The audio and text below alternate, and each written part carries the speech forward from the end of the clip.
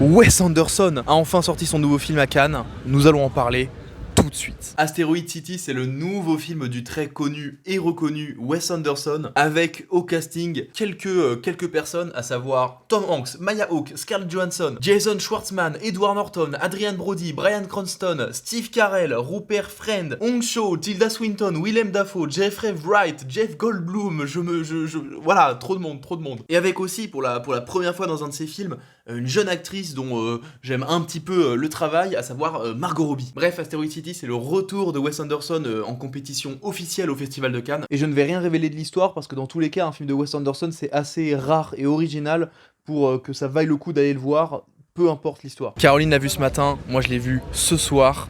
Enfin, on va pouvoir en débrief rapidement. Est-ce que toi t'as aimé en un mot? Oui, moi j'ai carrément aimé. Pareil. Alors déjà, il faut savoir que moi, Wes Anderson, c'est un de mes réals préférés. Enfin, un peu moins ces derniers temps, mais en tout cas, c'est un des réals, comme tout le monde, les gens qui aiment le cinéma, à un moment, Wes Anderson a été important. Du coup, j'attendais énormément ce film, surtout que dedans, il y a... Margot Robbie. Oui, spoiler, elle apparaît... 2 minutes. 2 minutes. Mais ce sont 2 minutes où j'ai été fasciné. Il y a aussi Adrian Brody. Oui, qu'on voit beaucoup plus. Oui. Pour notre plus grand plaisir. Il est si beau. Du coup, Asteroid City, c'est évidemment hyper créatif. Ça se rapproche énormément de ces deux films d'animation, donc L'île aux chiens et Fantastic Mr. Fox, qui est un de mes films préférés, Fantastic Mr. Fox. Ça ressemble énormément dans le sens où c'est vraiment la mise en scène de Wes Anderson poussée à son paroxysme, avec vraiment tout qui pourrait ressortir pas d'une BD, tu vois, mais vraiment un truc hyper presque cartoon ou quoi. Enfin, c'est vraiment, ouais.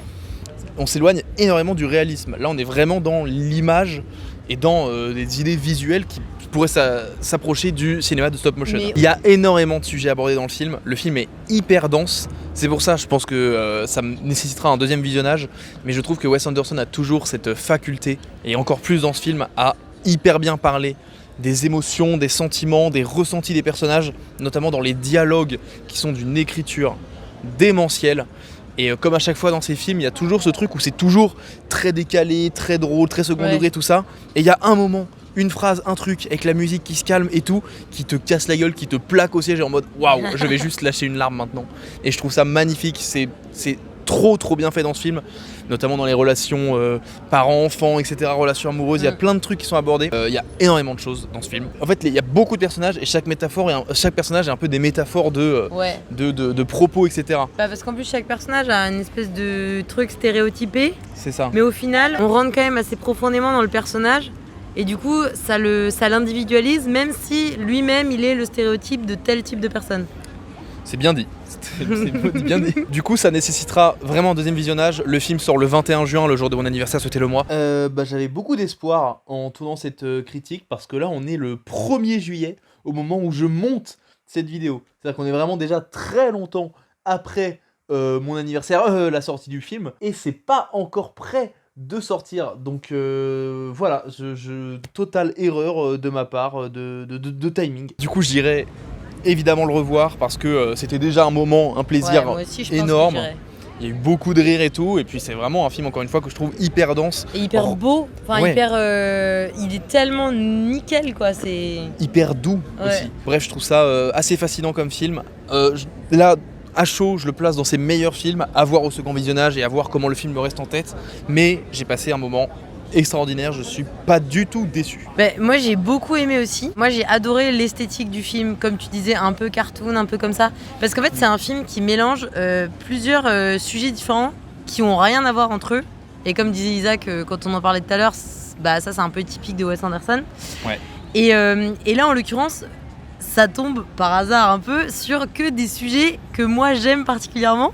Et du coup là qui sont mêlés dans le même film, alors que normalement ils pourraient pas vraiment y être, et je trouve ça génial, quoi. Sinon les acteurs sont fantastiques. Pour le coup, il y en a certains où je trouve que, par exemple, il y a Tilda Swinton, je trouve que son rôle il est pas obligatoire. Enfin, c'est elle ou quelqu'un d'autre dans ce rôle-là, ça n'aurait pas fait une grande différence. Mais pour le coup, il y en a qui sont absolument géniaux, à peu près tous les autres d'ailleurs, je dirais. Dis-moi tes 3 performances préférées du film. Je connais pas tous les noms, mais il y a les 3 petites filles. Ça fait déjà 3. Alors à mon tour. C'est des triplés, on en compte comme si c'était une. Ok.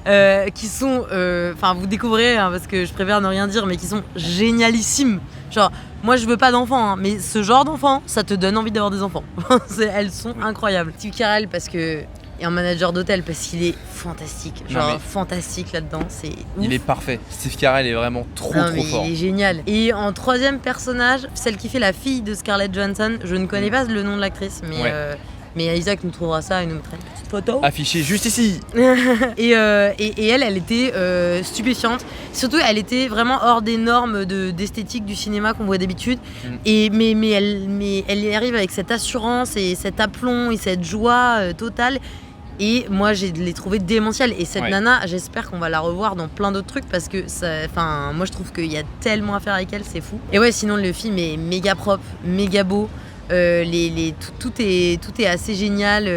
Les lumières sont incroyables. Il y a un côté très... parce que tous ces films ont un peu une patte colorée. Tu vois, Grand Budapest Hotel, c'est le rose. Fantastic Mr. Fox, c'est l'orange. Là, c'est vraiment le pastel orange-bleu un peu. Un cyan hyper beau et tout, c'est vraiment des couleurs somptueuses. Très fraîches, très lumineuses, très solaires. Été, très glace, très... Et il y a des personnages, comme je disais, qui sont traités en profondeur et qui sont pourtant des clichés, mais en fait, on leur donne vraiment une âme derrière. Et moi, j'ai trouvé ça... Enfin, moi, c'est parmi les personnages que j'ai adoré. Et notamment, j'ai adoré leur rapport les uns avec les autres. Parce que ça met tellement en valeur les personnages, et même les personnages totalement secondaires, ça les met tellement en valeur, c'était hyper... Enfin, c'était juste un pur bonheur, quoi. C'était un peu une fontaine de chocolat, quoi, ce film. En fait, ce qu'il y a, c'est que t'as envie d'aller dedans. En fait, c'est même pas la question de quand il finit, t'as envie que ça finisse pas, c'est que t'as envie de rentrer dedans et de dire attends, je viens avec vous, je vais manger là, je vais prendre une chambre ici. Alors que pourtant, c'est pas... Mais ça, le film le traite assez bien, on va pas spoiler, mais c'est pas forcément un bon moment, ce que vivent ces personnes. Oui, non, c'est pas que des sujets positifs. Mais oui, ça aussi, c'est que les sujets qui peuvent être plus lourds, plus pesants, plus négatifs, dans le sens moins drôle et fun, ils sont traités à la Wes Anderson, c'est-à-dire qu'ils sont évoqués, ils sont traités, on passe pas à côté. Mais voilà, la vie, elle continue, elle avance, les personnages ne s'arrêtent pas là-dessus, ils sont pas bloqués par ça. Et pourtant, ils vivent avec, le truc est toujours en eux et on le sent, mais... Il y a d'autres choses qui se passent et la vie continue, quoi. Et c'est pareil, ça c'est hyper... Moi j'ai adoré. Et ça va aussi avec le truc que je disais tout à l'heure, qu'il arrive vraiment à des moments au milieu de nulle part de sortir un truc d'émotion. Je pense notamment, sans spoil, à une scène entre Steve Carell et le père et son fils. Tu sais, qui est un truc qui d'un seul coup passe dans un truc hyper profond et qui est désamorcé d'un coup. Genre on revient à un gag, on revient à la réalité, tu vois, on passe à autre chose. C'est mis sur le côté, mais pourtant il a appuyé le truc et on a vécu l'émotion. Et c'est pas désamorcé en mode on le désamorce pour le désamorcer, c'est réellement désamorcé. C'est pas comme, bon c'est cliché de dire ça, mais c'est pas comme dans un Marvel où il y a des vannes qui coupent les moments d'émotion parce que c'est drôle. Là c'est justement en mode dans la vraie vie on peut avoir des émotions et c'est un peu naturel, tu vois, de balayer ses émotions parce que ça peut faire peur de vivre des émotions fortes. Mais même c'est pas qu'ils les vivent pas, c'est que juste ils les vivent, ils disent non, des c'est trucs. pas ils les vivent pas, c'est juste les mettre sur le côté. Et encore, c'est que c'est traité en fait rapidement. C'est comme s'il y avait une espèce d'accélération du processus de traitement de l'émotion, quoi. C'est genre, ok, il y a ça, on est triste, ok, c'est bon, on est triste, on le sait, c'est en nous, on passe à autre chose. Et ça veut pas dire. On en fait, c'est que l'émotion. les émotions, elles vont pas s'annuler les unes les autres. C'est-à-dire que l'émotion, elle est en nous, mais ça n'empêche pas qu'une autre émotion positive, de rire ou de bon moment ou d'amour, vienne se superposer parce qu'un être humain, c'est pas une émotion. Et pour qu'il y en ait une nouvelle, ça annule l'émotion d'avant. C'est comme une tarte aux courgettes de fleurs, quoi. C'est plein d'émotions les unes sur les autres. Tarte de courgettes de fleurs, les gens vont penser que c'est une tarte à courgettes et aux fleurs. De fleurs qui nous hébergent gracieusement. Oui, et ce que tu dis, je pense que c'est vraiment hyper bien fait par les dialogues qui sont hyper justes et qui du coup permettent de... Même si l'émotion est balayée d'un coup, on passe vite à autre chose, l'émotion est vraiment représentée, elle est là, c'est puissant, c'est fort. Les questionnements autour de cette émotion sont vraiment représentés aussi. Voilà. Mais ils sont faits dans le minimum de mots, en fait, il n'y a pas un mot de trop, quoi.